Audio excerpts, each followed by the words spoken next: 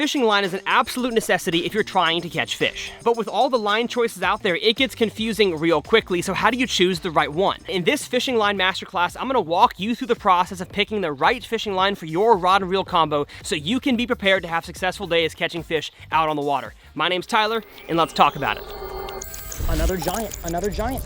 Look at that, y'all. I can't believe what I just caught. Yes! In this video, I'm going to explain to the best of my ability the differences between all the different types of fishing lines, what the pound test ranges on those lines actually practically means for you as an angler, and how to properly match that to your rod and reel combo. And after we learn all that, I'm going to recommend specific types of line and pound test ranges for you where you fish, whether it's open water, cover and structure, big fish, small fish. I'm going to give you guys exact recommendations, so stay tuned for that at the end. Because this video is a masterclass form, I'm going to have timestamps listed on the video playhead down below on YouTube. That way you can skip around to certain sections that may help and teach you better. Now let's begin by talking about the two different main styles of fishing line. You have resin lines and you have braided line. Resin lines are usually monofilament or fluorocarbon. There's copolymers, there's mixtures between the two, but those are the two most common, and I use fluorocarbon in my day-to-day fishing. As you can tell, they are a relatively clear line. That means in the water they are translucent. Now,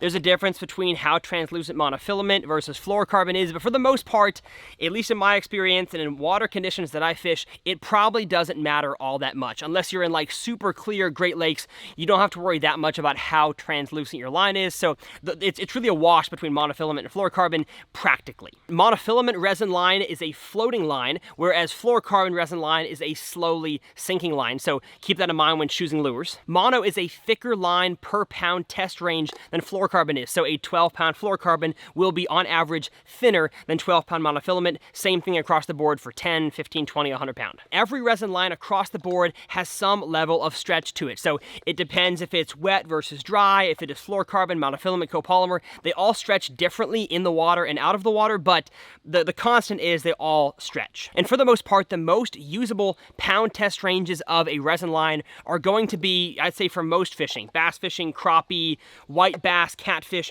are probably going to be 10 pound to 20, 25 pound. Most freshwater fishermen don't use resin lines that kind of vary from that. Now, where it gets different is ice fishing or ultra finesse, but if you fish ponds, you fish lakes, you're fishing a Texas rig worm in a lipless crankbait, anywhere from 10 to 20, 25 pound is going to be a good range. So if you're at Walmart picking up line and you see a 30-pound fluorocarbon and you fish a drop shot, probably not the best choice. So that is a quick overview of the resin lines. I will talk more about these, of course, later on as we go in the video, but now let's talk about braided line. Braided fishing line is made not of a resin plastic material, it is made of braided polyethylene fibers. That's a big science word. Braided line is significantly thinner per pound test range than your resin lines. So a 15-pound braid is going to be considerably thinner than 15-pound fluorocarbon. I'd say like half as thin. So an 8-pound fluorocarbon is probably like a 15-pound braid. Braided line, like I have on my Topwater here, has absolutely zero stretch, and because it is not made of a plastic material, it's made of a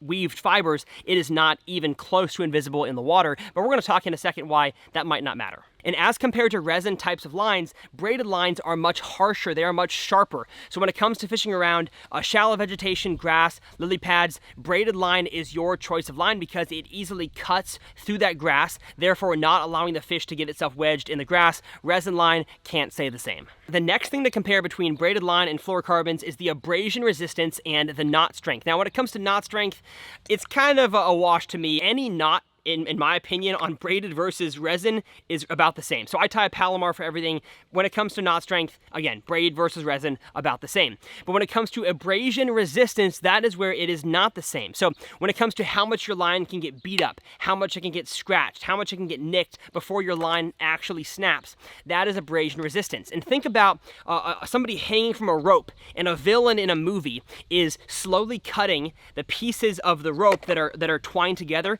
That is what happens when braided line gets nicked. It immediately and drastically weakens how strong that line is, whereas with a filament line, it has to go through a lot more of a beating to really lose a whole lot of strength. So when it comes to abrasion resistance, resin is better than braided line, but again, for most freshwater fishing situations, it really doesn't matter. It's not unless you're fishing in like ultra snaggy, ultra sharp rocks, zebra mussels, that's where your resin line is better than braided line. But you know what, if you want to throw braid in snag snaggy situations, go for it. It probably is not going to hurt you that much. The next characteristic that every type of fishing line has is a pound test on the line. So I'm going to zoom in here. Hopefully y'all can see this is Seaguar Basics 12-pound fluorocarbon line. Again, this is a resin fishing line. And so what does 12 pound on this line package even mean? Does that mean that I can only catch a 12-pound fish? And if I'm fishing for a fish that's smaller, is 12 pound too much? The answer, yes, but also no.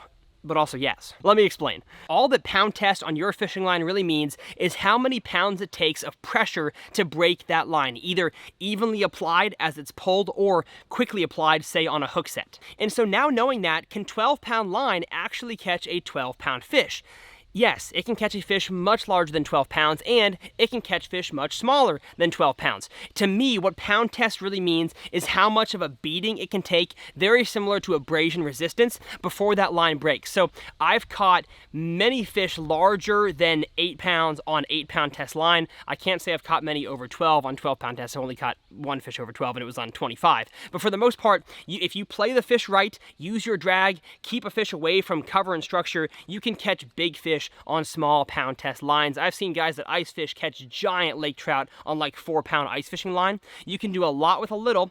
When it comes to line pound tests, we're going to discuss this more later. I think it's more to do with where you are fishing and not how big the fish is. And one more thing to know about these types of lines, whether it's resin or braided line, is that tying bad knots, either by cinching them too fast or just totally botching the knot, can drastically decrease your pound test strength. So you may have 10-pound line, but if you tied an absolutely crummy knot, you're not going to have 10-pound line strength because the knot will break before the line does. So just take this as a reminder to learn to tie good knots. Now that's enough talk about line types. Let's talk about picking the right one for your fishing situation. And one question I get a ton is about the specs listed on my rod and reel. What do they mean? Now this bait casting rod says it's rated for 10 to 20 pound line weight, and the lure weight is 3/16 to 5/8 ounce. But what does that mean, and do you actually have to stick with the rod's recommendations? The answer, again, is kind of a no, but yes. Let me explain. The first item of those two I want to talk about is what the lure weight means. Now, on a normal cast, you want your rod, the blank of your rod, whether it's a spinning rod or a bait casting rod, to fully load, therefore giving you casting distance and great accuracy.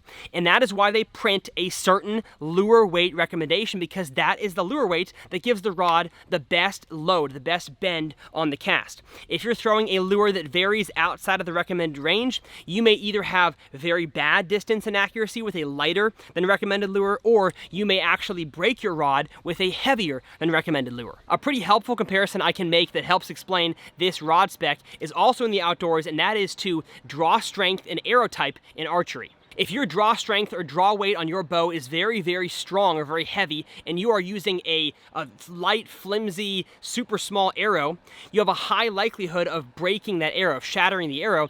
And the same thing goes in reverse with a little kitty bow and a heavy, strong arrow that is not meant for that bow. You're going to struggle with distance and accuracy. You're not going to break it per se, but you're just not going to have a good bow hunting archery experience. So you have to match the arrow to the bow. Same thing. You have to, I'd say you don't have to, but it's smart to match the exact weight size the rod recommends to the rod itself. And if you hunt, stop leaving my channel in the fall. Now moving on to the other numbers printed on the rod, and that is the line weight recommendations. And you guessed it, those work the exact same way, but inversed. Going below the rod's recommended line weight will result in a lot of break-offs both on the cast and the hook set, and going above on the pound test recommendation just makes it difficult to cast. So if you choose fishing line for a rod that is above the recommendation and a lure weight that is below the recommendation, you're gonna have a heck of a hard time casting.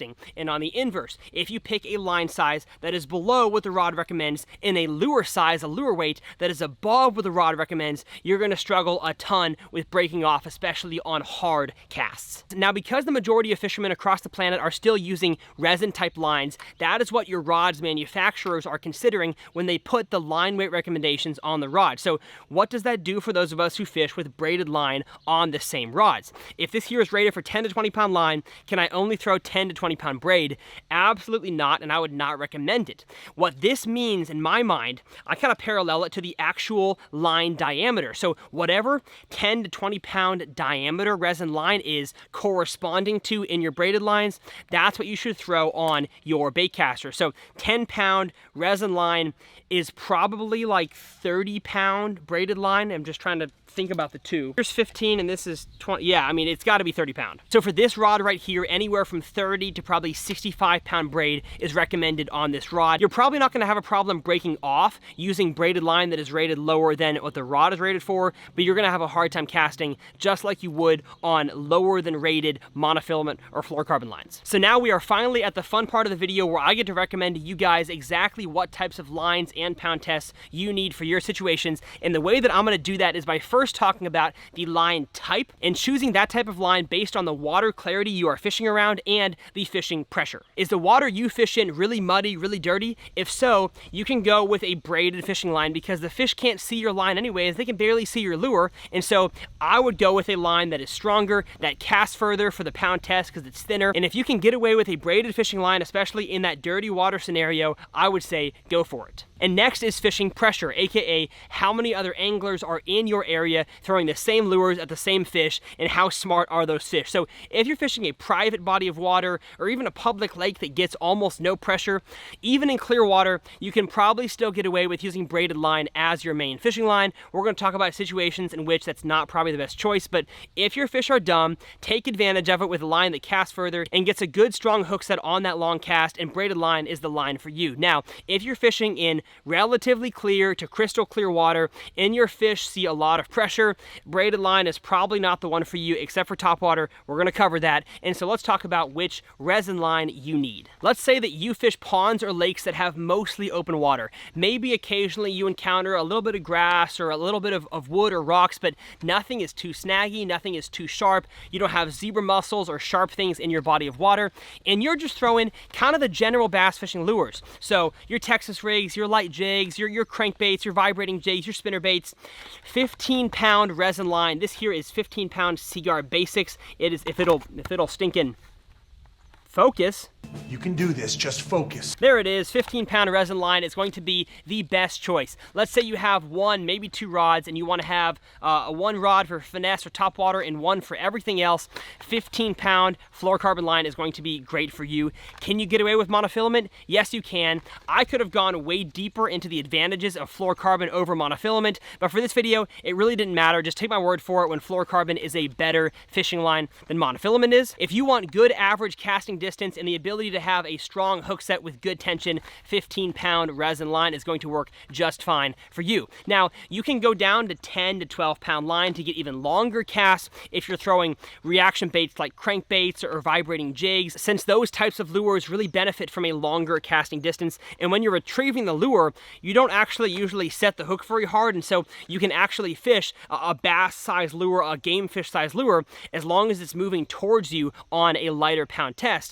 And when you are fishing in extra snaggy, flooded timber, lay down trees, grasses, it is better to go with a line size that is above 15. So anywhere from 17-pound for offshore brush piles, football jigs over deep rocks, and I flip and pitch almost exclusively with this line right here. This is 20-pound Seaguar Invisex fluorocarbon. I have immense amounts of confidence in this line, and everybody that's ever used it can say the same thing. It is a fantastic line. Now, here's the deal with 20-pound line. Are you actually going after 20-pound fish?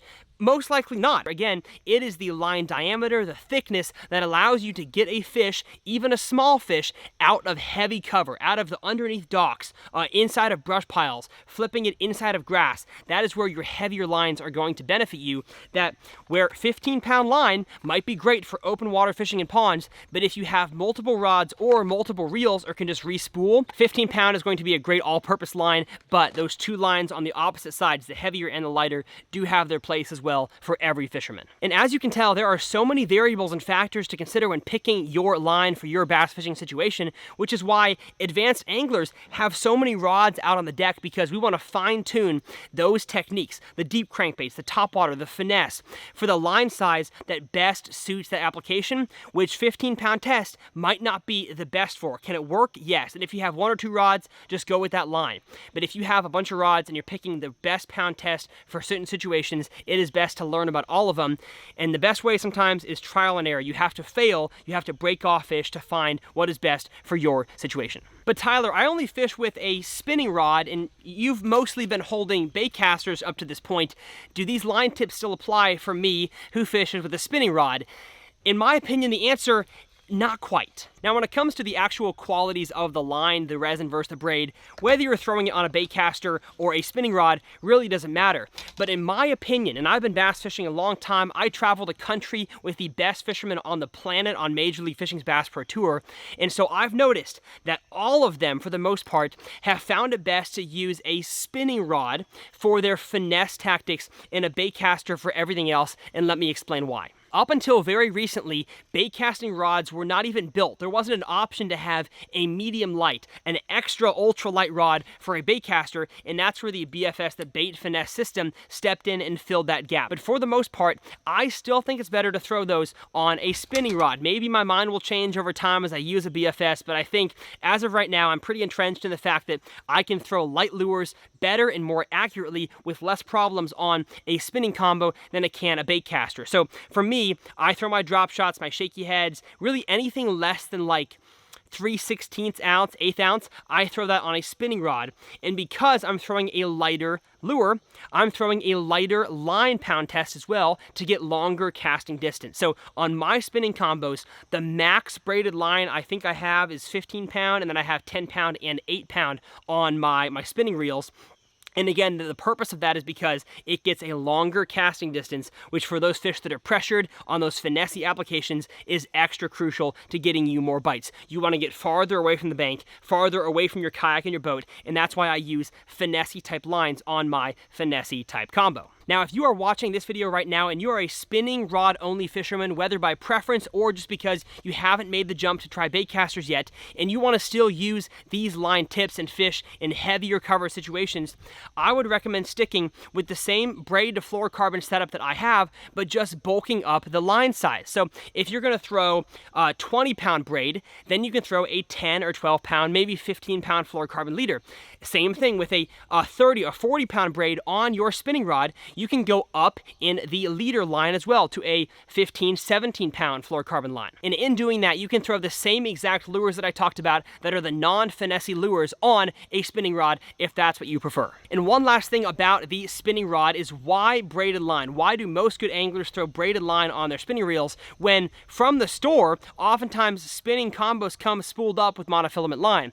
Well, those manufacturers probably want to cut costs by putting cheap monofilament line on there. When braided line lasts longer, it is much stronger, and with using a fluorocarbon leader, you get the best of both worlds. You get long casting distance and durability, as well as having the translucent abilities of the fluorocarbon and monofilament line. And so I think no matter what type of fishing you are doing on a spinning rod, whether it's finesse fishing like I do and the pros do, or you're throwing any type of lure, I would go braided line as your main line. If you haven't tried it out yet, you're missing out. And 2 more quick things about fishing line I want to touch real quick. The first being, I think every angler out there, regardless of skill level, at some point should pick up a topwater only fishing reel. Not a combo. If you want to get a topwater only combo, that's great, even better.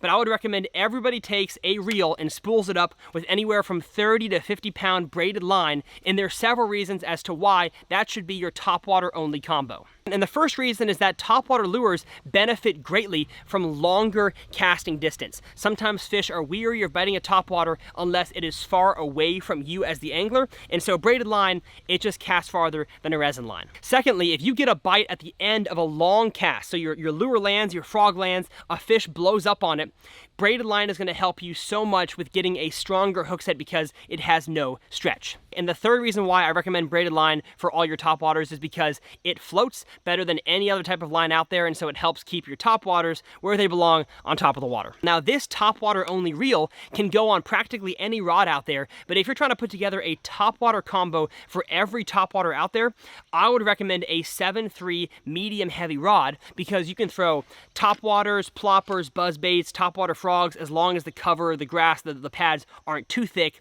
With a 30 to 50 pound braid on that rod, it can fit anything. But if you just want to get the topwater reel, you can easily cut your line, reel all your line in, and then switch out this reel for one that has a resin line, a 15, 17, 12, 20 pound, and you can use that same 7.3 medium heavy for vibrating jigs, spinner baits, crankbaits, as long as you're not like ripping the hook set too hard, worms, jigs. It is a good all-purpose rod that, again, the 7.3 helps get long casting distance, and it can be used with multiple different styles of reels. So I know some guys out there that have a whole bunch of reels and not as many rods, because they go to a pond or a body of water and they know I'm most likely going to throw these lures, so I'm going to switch out these reels onto these rods to give myself the best chance at catching fish. The last thing I have to say about fishing lines in this video, I hope I didn't forget anything. If I did, I'll leave it down in the comment section below as the pinned comment.